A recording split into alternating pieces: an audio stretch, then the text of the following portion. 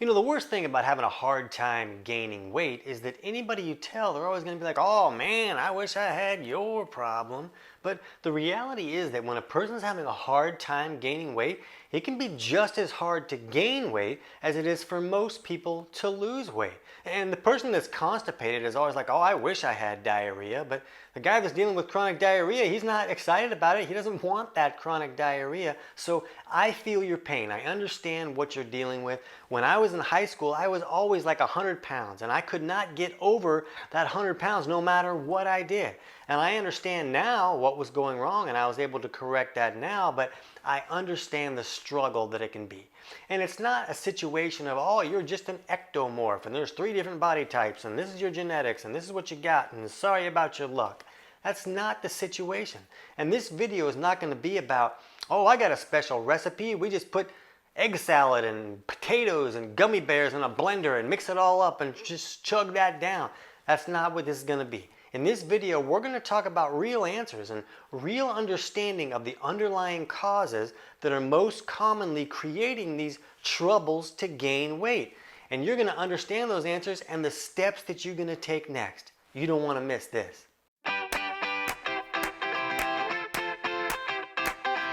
TC Hale is not a doctor and does not claim to be a doctor or licensed in any type of medical field. Don't be an idiot and use anything heard on the show as medical advice. This information should be used for educational purposes only, and you should contact your doctor for any medical advice. Now get off me.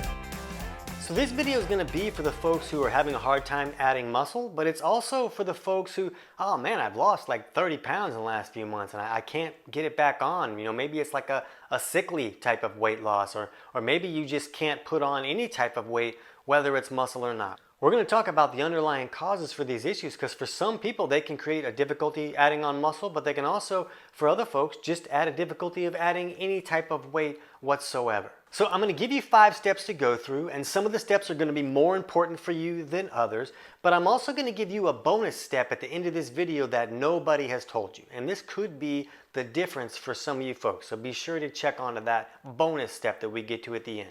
But step number 1, and it might freak you out a little bit, but you really need to fix any digestive symptoms at all. Now, the obvious ones is if you're having nausea or loss of appetite, obviously you got to fix that. If you just don't feel like eating anything, you're going to have a hard time making headway with this problem. So we're going to put links in the description below this video for our videos on understanding nausea and what if you've lost your appetite, and really understand those things so you can make those corrections. But if you're dealing with any digestive symptoms, whether it's burping or bloating or acid reflux or constipation or diarrhea or nausea, or even skin or acne issues, or maybe food just kind of sits there like a rock for hours and it just feels like it's never leaving. All of those things are signs that digestion is not working correctly. Well, guess what?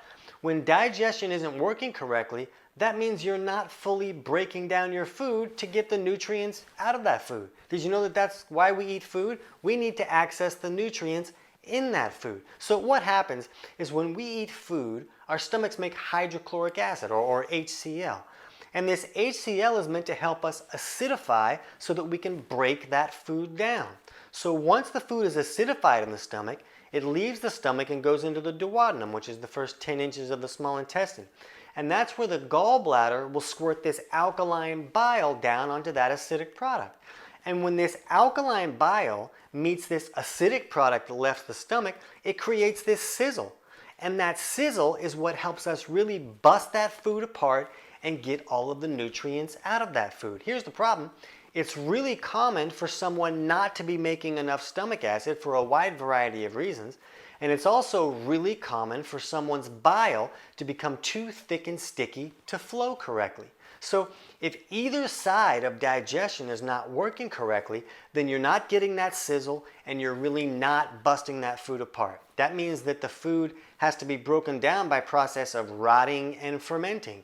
And this rotting and fermenting can create a lot of digestive symptoms, but also the rotting and fermenting process is not as effective as your actual digestive process. So you're not really getting the nutrients out of the food that you're eating.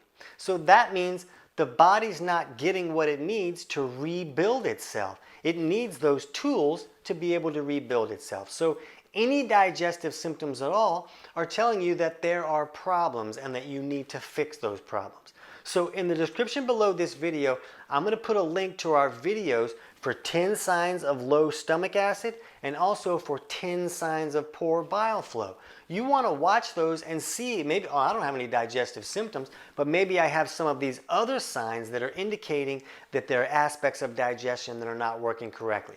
Because if you're having trouble gaining weight and you don't fix digestion to where it's not really working the way the body is supposed to work, you won't fix this problem. So if you can't gain weight, or maybe you're kind of what we call skinny fat, where you're not overweight, but everything's just kind of gushy. There's not really any tone to it. A lot of times it's just digestion is not working well enough to pull those nutrients that the body needs to rebuild itself. So you really got to fix any digestive symptoms. And my book, Kick Your Fat in the Nuts, chapters 3 and 4, walk you through how to figure out which aspects of digestion are not working correctly, and if so, what steps you can take to improve those. And the book is available on Amazon, but I'm going to put a link in the description below where you can get the whole book totally for free. And I know you don't want to lose weight. This is a weight loss book, but there's also steps to teach you how to actually get the nutrients out of the food you're eating so that your body can use those nutrients. So you can just go right to chapters 3 and 4 and figure out what steps are going to be right for you. You know, another step you can do right now is just chew your food better. Maybe you spend a little bit more time chewing to make that process of breaking down the food easier.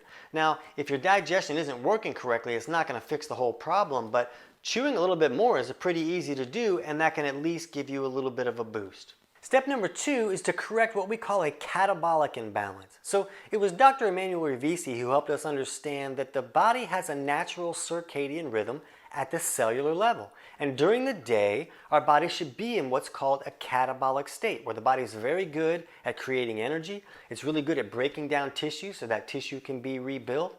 And then at night, the body should move into an anabolic state. And this is where the body is very good at resting and sleeping, but also rebuilding and repairing tissues. So you can see both states are appropriate. We really want both things happening. That's beneficial for the body.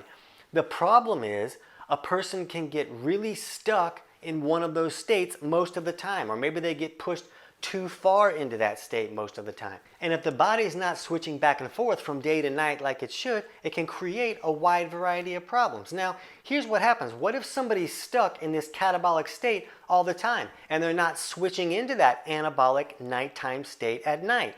Well, what's happening is that their body's not rebuilding. It just continues to break itself down. It's in the state where, hey, I'm in the state where I should break things down. So it continues to break down tissues and it doesn't rebuild them. So we end up losing a lot of that tissue mass. And tissue, like muscle, weighs more than fat. So we really see ourselves, wow, I'm losing a lot of weight and I haven't really changed the way that I'm eating. And it's because a person is stuck in this catabolic breakdown state. So maybe they're having a lot of sports injuries, maybe they can't add any muscle, maybe they're having a hard time sleeping at night. Now there's other reasons that a person would have a hard time sleeping tonight, but if a person at the cellular level is in the awake mode all the time, they're going to have a hard time sleeping at night. You know, you hear a lot about people using these anabolic steroids to build muscle, and these anabolic steroids are just shoving the person severely into that anabolic state all the time. And being in that state all the time can create some significant health issues, even beyond the problems that the steroids themselves can cause. So this really is not the answer, and it's not what you want to do. But what if you could naturally push your body more into that anabolic state and help your body move into that rebuild and repair state on its own naturally? And there's foods that you can use, you know, eggs that are cooked runny, like a sunny side up or like a soft boiled egg. Those runny egg yolks are very pro-anabolic. Heavy cream can be a pro-anabolic food. So there's supplements that can be pro-anabolic. And my book explains how to figure out if this is a problem for you, as well as what foods and supplements can help push you into the right direction that are appropriate for you and your body chemistry. So what you want to do after you watch this video is jump over and watch our video on is my circadian rhythm off, and that'll help you figure out, am I leaning too far on this catabolic side? Your circadian rhythm is about a lot more than just am I sleeping or not. You can have circadian rhythm problems and be sleeping fine. So you really want to understand, is this a problem for me? And if it is, you can take steps to fix it. You know, if somebody's lifting weights, that's a beneficial thing to do to build muscle. But if their body can't move into that rebuilding state, then it's not going to do any good. They're not going to get the benefits of that workout. That's why you hear so much about don't work the same muscle 2 days in a row. It's not the workout where you get the benefits, it's in the rebuilding that the benefits come. And if you work out a muscle while it's trying to rebuild, you're just tearing it down again, so you're not getting the benefits. But if a person's stuck in this catabolic state, they're also not getting the benefits. Number 3 is you need to give your body the building blocks it needs. In order to build tissue takes resources. If you were having a housewarming party, but you didn't have any resources to build that house with, you didn't have any nails or wood or bricks, your housewarming party would be just a bunch of people in the yard eating egg salad. So you need resources to build a house the same way your body needs resources to build its tissues. Now here's the problem. If you're not getting those resources because you can't digest your food correctly, or maybe everything you eat is out of a vending machine and you're not eating any actual real food that has nutrients in it, if your body can't get the building blocks it needs, it's going to get them anyways. So guess where it gets them? It shops at the 7-Eleven, and that 7-Eleven is you. It's breaking your body down to get the amino acids and the vitamins and the minerals that it needs to function throughout the day. So you don't want your body breaking itself down just so that it can function. It's going to break down muscle. It's going to also break down connective tissue and create all kinds of joint problems. It can even break down bones and your organs. Lungs are very easy to break down and turn into fuel. Here's the hint.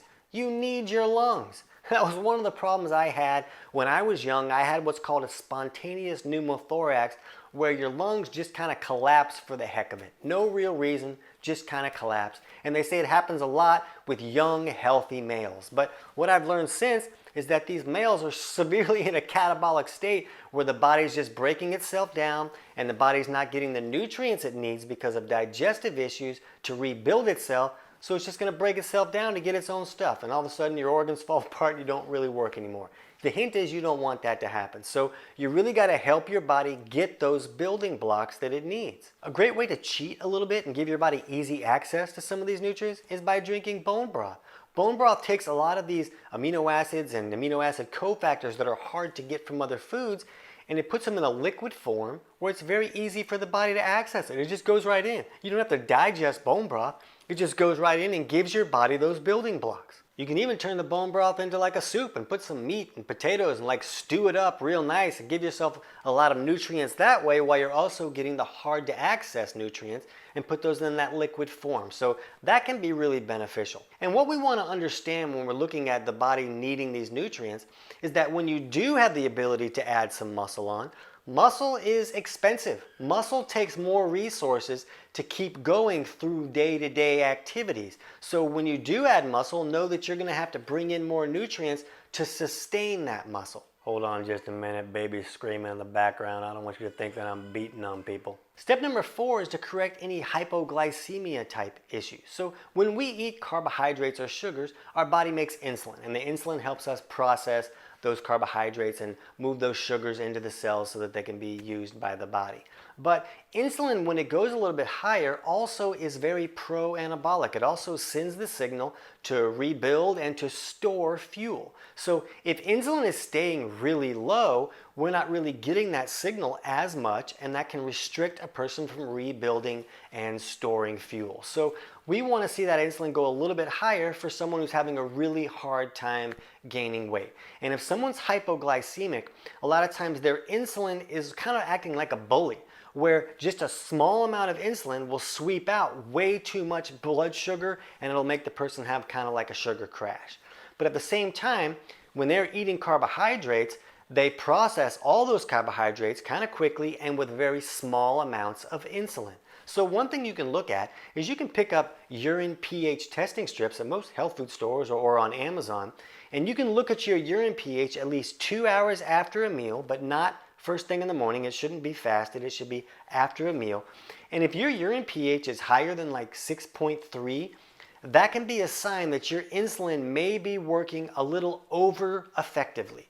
And it might be kind of like a bully and sweeping too much glucose out very quickly and using too little insulin to make that happen. So if you can take steps to lower that urine pH, and I talk about a lot of ways to do that in my book, then you can kind of take away that bully aspect of the insulin, and then your body will start to make a little bit more insulin to process those carbohydrates. Now, if you're going to do this, you kind of want to watch your fasting blood sugar and make sure that it doesn't start going too high. That's a sign that you're leaning too far on the insulin resistance resistant side. So you don't want to make yourself insulin resistant either. But if someone's insulin is overly powerful, it can create just as many problems as a person who's insulin resistant. So don't look at that as you want to run from the hills from that. If you're hypoglycemic, it's going to create some health problems. But what's great is you can take those steps to move the body into a more balanced state and then just watch your body chemistry with simple tests that you can run on home with tools you could pick up at a pharmacy or a health food store, and then you understand when to make adjustments. Step number 5 is to cycle the right carbs the right way. So you're probably going to need some carbohydrates if you really want to gain weight. Carbohydrates raise insulin, and that higher insulin helps us build and store more as fuel. So we're really probably going to need some carbohydrates. But if you're eating toaster pastries and everything out of the vending machine, that's not the healthy way to do it. That's going to have a better chance of leaning towards that insulin resistance, type 2 diabetes problem. So we really want to eat this stuff called real food. So real food grows out of the ground. Real food grows off of a tree. Real food comes from animals that were standing by the tree and maybe they peed on the tree. This is real food. Real food is not come in a package. So if you can eat real food and include more carbohydrates with that real food, things like potatoes or rice, these are high carbohydrate foods that can help you add weight on. But if you can eat real food, then you can add that weight on in a healthy way. Another thing that you can do is you can cycle those carbohydrates. Maybe you're not having a lot of high carbohydrates every meal, so that you allow your insulin to at least come down at part of the day so that your cells can stay receptive to that insulin. You're not having insulin really high all day long, cells getting screamed at by insulin all the time, and then they eventually stop listening and a person becomes insulin resistant. So you can cycle those carbs, and you really want to put a lot of your carbs more towards the night, in the afternoon and the evening, because that's going to help push the body in that anabolic state at night when the body should be in that anabolic state. So if you think that might be a problem for you, I'll put a link in the description below for our video on understanding hypoglycemia, so you can look and say, okay, am I really having this issue? Is this something that I need to put a little bit of attention to? Now, that bonus step that we talked about before can be really important for some folks. And that bonus step is to fix any symptoms that you're dealing with at all, any type of health symptoms. Now, that doesn't mean that all these symptoms are restricting your ability to add weight. What it's saying is these symptoms are giving you a signal that the body is not operating correctly. And in a lot of cases, the malfunction that's going on can restrict a person's ability to add that weight on. So if you're dealing with like insomnia or depression or even mental or emotional issues or any of those digestive symptoms that we talked about, but even symptoms like, oh, I get injuries a lot, or I have major menstrual cramps, or even if I have low blood pressure, if your systolic number, which is that top number, is lower than 112, that's a really strong sign that there's not enough minerals that are coming in from the system because the person is not digesting and breaking down their food correctly. So all of those things can be symptoms that the body's not operating correctly. You want to put everything you can in your favor. So if you're dealing with any type of health symptoms, just go to our channel and go to the videos page, and in the search box, just put in whatever issue you're dealing with and see if we've covered that topic, and we can help you understand the most likely underlying cause for those problems, and then you can take steps to correct those and help the body function the way that it's supposed to function. So a lot of good things can happen when you start to listen to your body and you start to work with your body instead of against it. So remember, the first thing I want you to do is go in the description below and check out our videos for 10 signs of low stomach acid and 10 signs of poor bile flow. If you have either of those issues going on, you really have to take steps to correct them, or this is going to be a long, long problem for you. But right now, what I want you to do is jump over and watch our video on is my circadian rhythm off, so you can figure out, am I leaning too far on this catabolic side? And you can correct that problem and put that in your favor as well. I can't wait to hear about your results.